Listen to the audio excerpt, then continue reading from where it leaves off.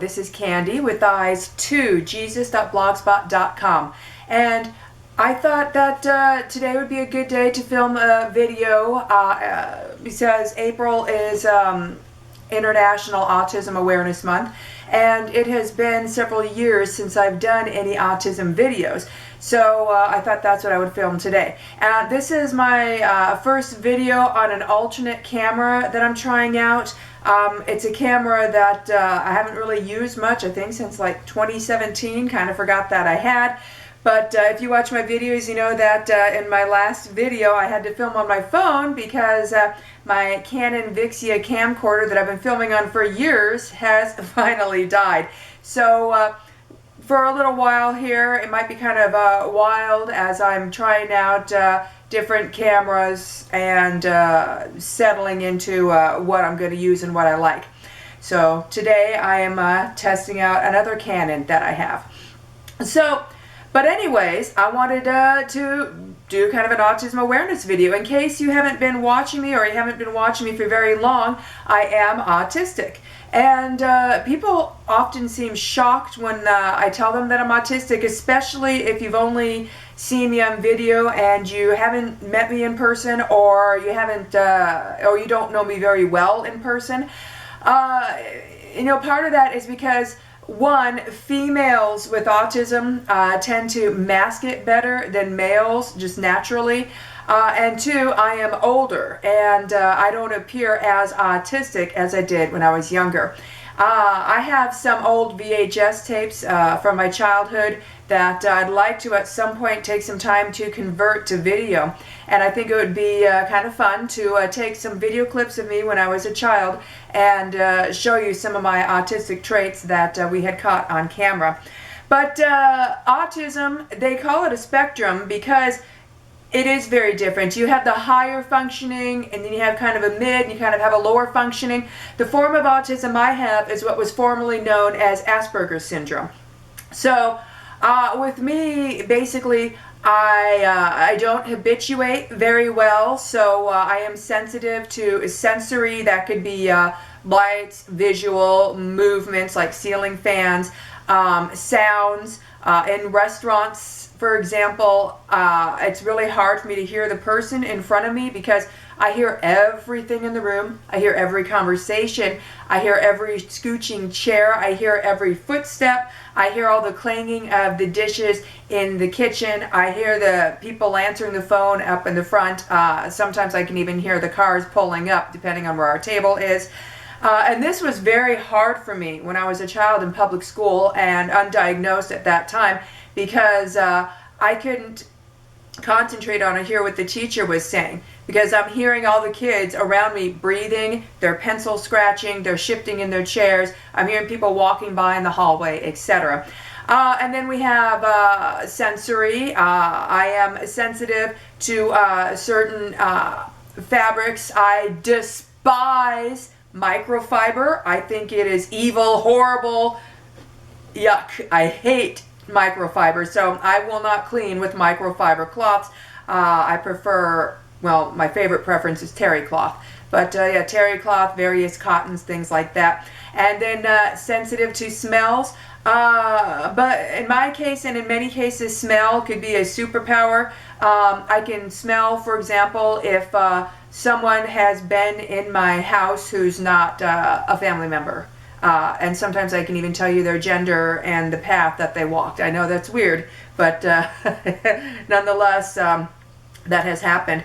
But, you know, part of the spectrum of autism isn't just regarding age and level of functionality and gender, but, you know, we have to look at the four sides of a person, the four things that make a person, okay? So we have nature, nurture, character, and traits. So in nature, that is your personality type. That is your physical brain wiring for your personality type. And this is where I really enjoy MBTI and the 16 personalities. My husband and I have actually been studying this for years now, and it is so very accurate. Many people don't know, but if you study it out and you study physical characteristics, you see that there are physical characteristics and physical movements that people do that show their personality type, because this is hardwired in the brain. You can't pick your personality type. That's your nature, and that's what you're born with. So I am an INTJ. And so my autism as an INTJ might look different than the autism of someone who is an INTP or an ISTJ, for example. So that's going to be part of the spectrum there, is I'm not my autism. I'm INTJ. And then nurture. Nurture is going to be, well, how were you raised? And this is part of why it was so important to me that I had homeschooled all of my children, because those years, those school age years, young childhood up through adolescence, those are the developmental years. Those are the nurture years. Those are the years that is going to help shape that person, part of who they are. That's the nurture part of that person. And that's why you'll have someone, they'll even be in their 80s, and they'll still use, the term or whatever. They'll say, oh, I wasn't raised that way, or I was raised to do this. This is how I was raised. And when you think about it, that's interesting, because on average, you're only with your parents for 18 years. But here we're living, 80, 90, 100 years. But just a window, and part of those 18 years forms so much of who we are. So I didn't want my children to go through what I went through in public school, with all of the bullying, the false social environment, which isn't anything like the real world. Thank God, the real world's much better. And part of that, while we're on the topic of childhood and adolescence and nurture, when I was going to school, they could tell that there was something very different about me, but this was back when in the U.S. it still wasn't widely recognized that girls can have Asperger's syndrome, now known as a form of higher functioning autism, that they were still taught, and it was still believed that only boys have it, because girls present differently. So if you don't present as a boy with high functioning autism or Asperger's syndrome, then you slip between the cracks. But I had all of the tests, and I was falling so far behind in my schoolwork because I was being taken out of class so often with so many tests. And I remember one time the school therapist, or whatever you call them, he asked me, because I kept to myself, but when I did hang with anyone, it was usually boys, and he asked me if I was a girl or a boy. I thought that was ridiculous. I looked at him and I said, you can't tell? If you can't tell my gender, then I guess I have a problem here. So, but obviously that wasn't his intent in asking that question. And so now we come to the third part of a person, and that's their character.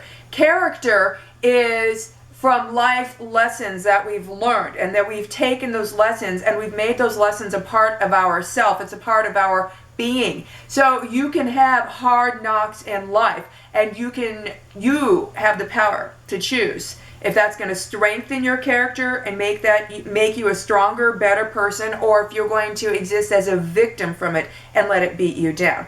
So if you are a victim, and we're all victims of something, right? This is a fallen world. If you get by unscathed, you must live in a box. You have a choice. You can forgive them and move on, or you can be a victim and live out of that victimhood, in which case you're now perpetuating the cycle of abuse by abusing yourself. So character, you take especially those hard things in life and you turn it into something that makes you stronger and that you learn from. And then we have the fourth side of a person, and that is traits. Now for me, that's where my autism falls. My autism is a trait. My personality is not autism.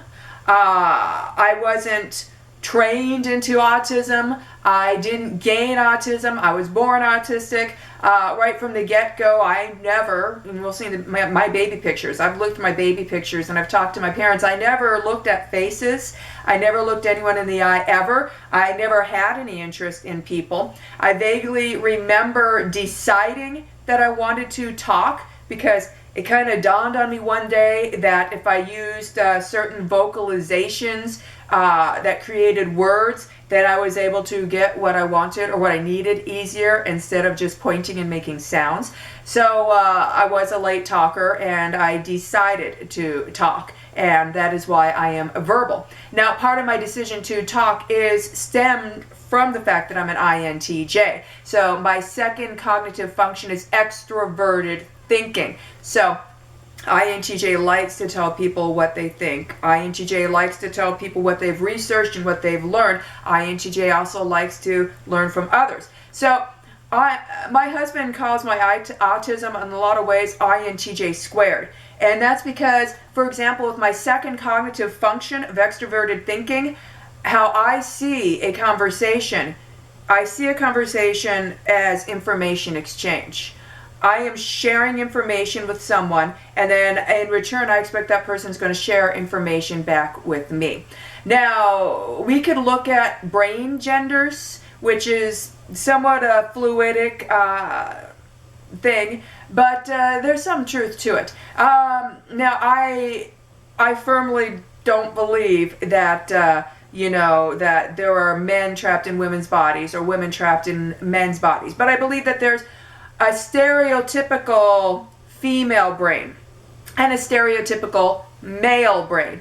And stereotypically, going under those divisions, my brain would actually fall more on the masculine side. The neurotypical and stereotypical female brain, you'll find if you talk to females, they're more interested in people.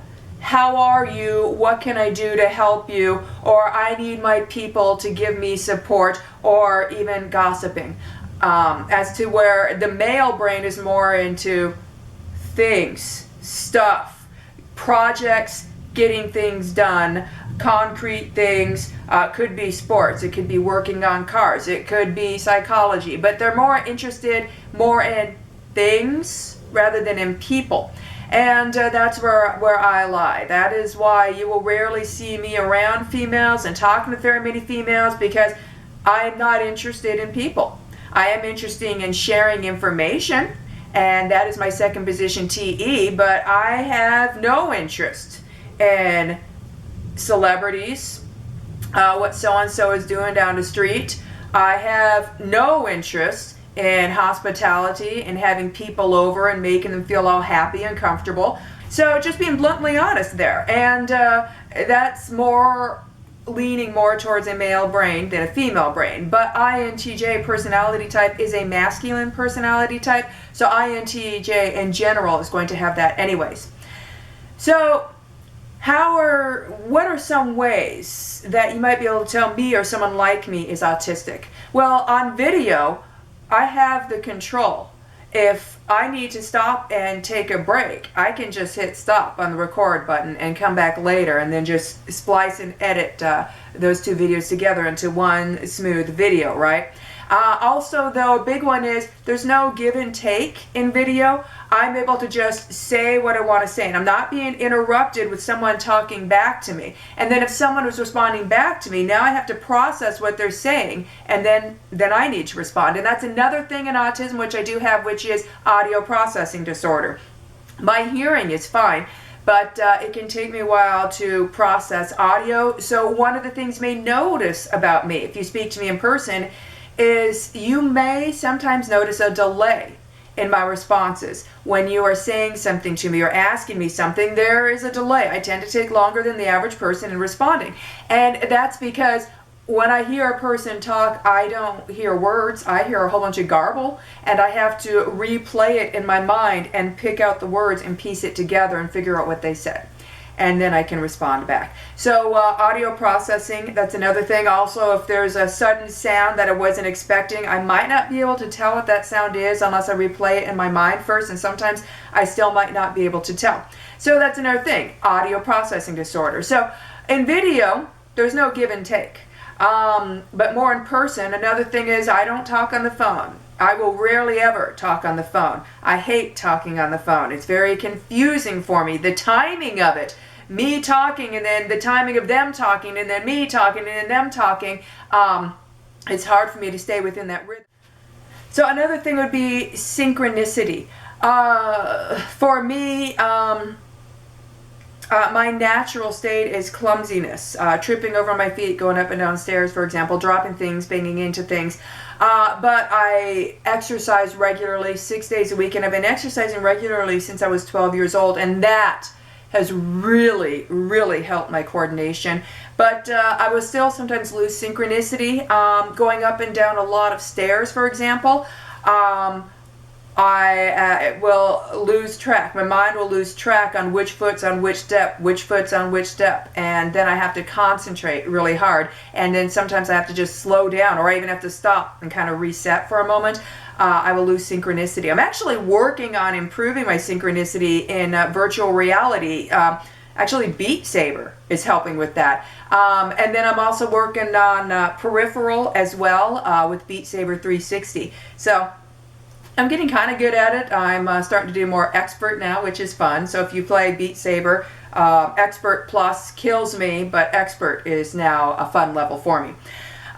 So those are some of the things, you know. You might see me lose synchronicity going upstairs, where suddenly I get confused and I have to stop or I have to slow down.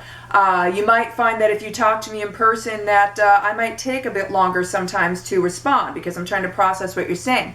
Also, if it's in a crowded thing or a group thing, for example, church. Church is very, very, very hard for me. It's really hard for me to go to church. Going to church, you know, in like the disability community, they will use spoons, how many spoons you have, and then when you're out of spoons, you're done for the day.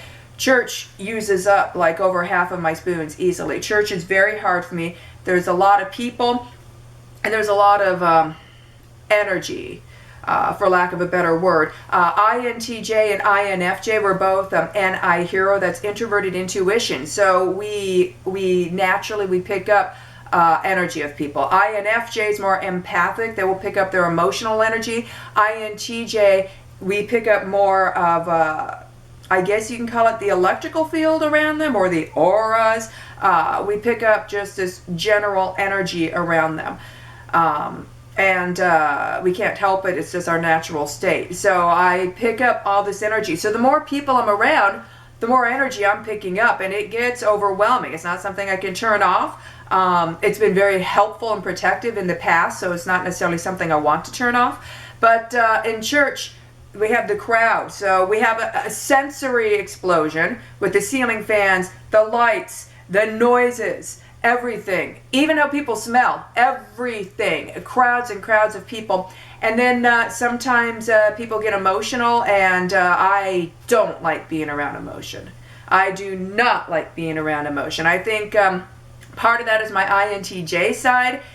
We are fairly Spockian, but also part of that is I don't know what to do with that. I don't know how to react or how people want me to react. I am not an emotional person. I've talked to some people and they think everybody is always in a mood or has a specific emotion. I don't. Most of the time I'm just flat, and I like it that way. It's nice and calm. When I do have emotion, you usually can tell because it will be expressed, often overly expressed. When I get excited or happy about something, people will tell me to calm down, where I think I'm at an okay level, but people will be like, okay, chill, getting a little crazy there. But I'm excited and I'm happy, and so I don't necessarily express emotion neurotypically, so that could be another thing. If you were to meet me in person, I shy away from emotional people. I shy away from general female talk. I don't want to be around emotion. I will never go to a women's church retreat, because to me, the idea of being in a room full of just women is a nightmare. No. So not going to do that. You'll also never find me getting my nails done. I don't like anything on my nails. I had my nails painted by my daughter for my oldest wedding a few years ago, and that fingernail polish got taken off the next day. And I've never ever had my nails done. My fingernails are utilitarian tools. I use these as tools. They are not decor. I don't go and get my hair done. I'm in my mid-40s. I don't do Botox or fillers or laser treatments or any of that stuff. I just do my own hair. My facial thing is lotion I just slap lotion on my face and keep moisturized. And yeah, don't do my nails. Fairly low maintenance and simple that way. So just remember, you know, when you're looking at autism and they say it's a spectrum, the biggest reason, besides the different levels of autism, that it's actually a spectrum is because of the 4 sides of the person. Their nature, their nurture, their character, and their traits. And that's why also, for example, me being an INTJ, no 2 INTJs are going to be exactly alike, because how was that INTJ raised? What lessons did they gain character from? What are their traits? So those are some things to keep in mind. But yeah, I thought I would put that out there. Also, you know, when I was younger, and only a few times in my adult life, I used to have selective mutism. Stressful situations or major surprising situations that I was not prepared for in any way, shape, or form, I can lose my ability to speak. That doesn't happen as much now that I'm older, but that happened quite a bit. In fact, I would go days and days and days in public school without talking one word, without talking one syllable. And then I would get in trouble sometimes for not talking, and it was because I couldn't talk. I did not have the ability to talk. And I didn't learn that I'm autistic until I was 30 years old. And that was because I'm 30 and I was thinking one day, wait, all these things that I've struggled with and had trouble with, that I've noticed that other people seem to be okay with, I'm still not good at them, and I'm 30. So I had to look at, it's not a matter of gaining experience, it's a matter of there's something different going on in my brain. And so I prayed for the Lord to reveal to me the answer. And he led me down the steps, actually researching for someone else's child, which led me to Asperger's syndrome. And then when I read about it, it was like they followed me around and took notes and wrote it all about me. And then I've done all this testing and stuff, and yeah, 100% Asperger's syndrome. It even fits with the digestive issues that I have had my whole life. It even fits with the earaches and the ear infections I used to get all the time as a child. It's just all these little things fall together. So, you know, there's still a lot of women walking around now who are autistic and who have no idea. And I said earlier in this video, I don't appear as autistic now as I did when I was younger, because it gets easier. It gets easier because we start memorizing social norms. But my thing as an INTJ is I'm very autonomous. So I might know the social norm for a certain situation, but I might think it's stupid. And so I might still not follow that social norm because I don't agree with it, or I think it's dumb, or I think it's fake. I refuse to be fake. I am and have always been very blunt, direct, and honest. And I will never compromise that. I refuse to compromise that. And because of that, I can come across as very confrontational, because if I have a problem with someone, or I see someone has a problem with me, I will decide, is it important to go over, or should it just be whatever, go do your thing? And if I determine that there's any chance that it's actually important, I will confront that person directly and full on blunt, honest truth. Now people say, well, they love that, that's great. Well, when it happens to them, I notice they don't love that, and they don't think it's great. They feel put on the spot or judged. But I'm not trying to attack anyone. I'm just trying to say, here's the problem, here's what happened, here's how I perceived it to go, what's your side, now how do we resolve the issue? And I'm all about resolving issues. I am not a person that sweeps things under the rug, so that can make me appear confrontational, but I'm not confrontational because I'm never, ever trying to start any arguments or any fights. If I am confronting someone on an issue, it is always 100% with the intention of resolving the issue so that we both walk away relieved. Problem solved. That is the goal. So, I am perimenopausal. I'm 45 years old. And with my hormone changes, I notice I have less patience. And with that less patience, I have less of a threshold with my autism. So even though some of the social stuff has gotten easier because I've memorized norms, regardless if I choose to use them or not, sensory is getting harder.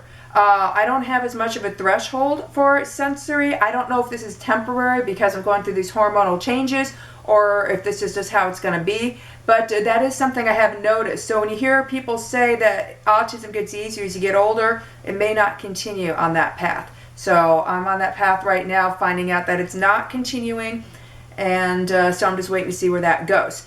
Also, people with autism, especially what's formerly known as Asperger's syndrome, you hear them say so often that if there was a cure, would you take the cure? And so often they'll say, no, I love my autism. Well, let me tell you, give me the cure.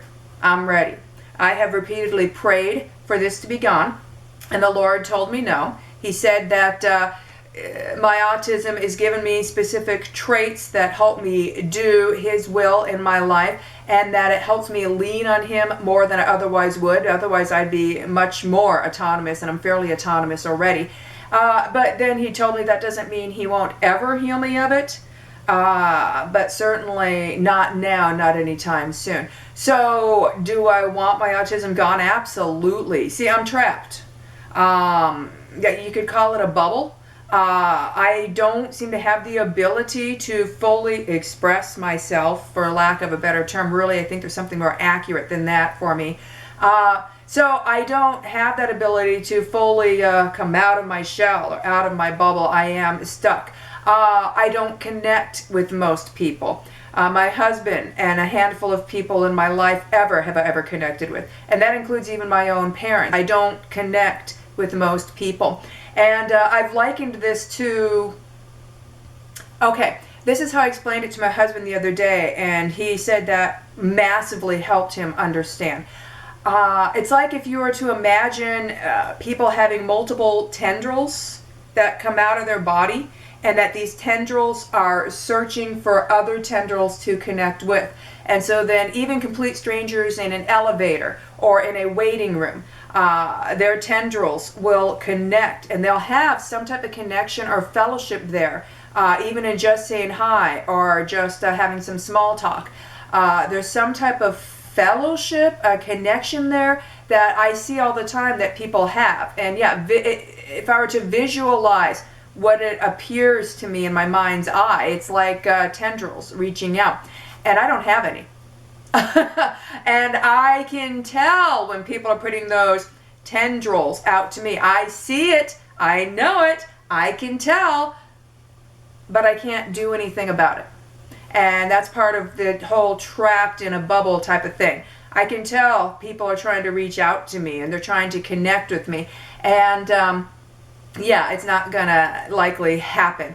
How it happened with my husband was he actually stepped into my world. I was actually I was autistically bouncing. This was when we were first meeting, and he thought, why not, and tried it with me. And if you want to connect with someone, and this is in all spectrums of autism, step into their autistic world. Don't worry about looking stupid in front of others. That's ridiculous. Step into their world. If they're spinning around, if they're bouncing, step into their world and join them. And that seems to form a connection there. I don't know exactly why. I think it has to do with mirror neurons, possibly, and maybe oxytocin production. But when an autistic person sees someone mirroring their autistic traits, I think maybe that creates some oxytocin in the brain and creates a bonding hormone, and then you create a connection there. Other than that, I have friends that we've been friends 10, 20 years, and we're just now starting to connect. I've noticed over the years it seems to take about 20 years to get to know me, and if I could speed that up, that'd be great, but I don't seem to have a speed up button. So anyways, I thought I would just give this video, give you an insight into how autism affects me and how it is with me. And like I said, it's going to be different with each person because of nature, nurture, character, and traits. And I hope you have a blessed day.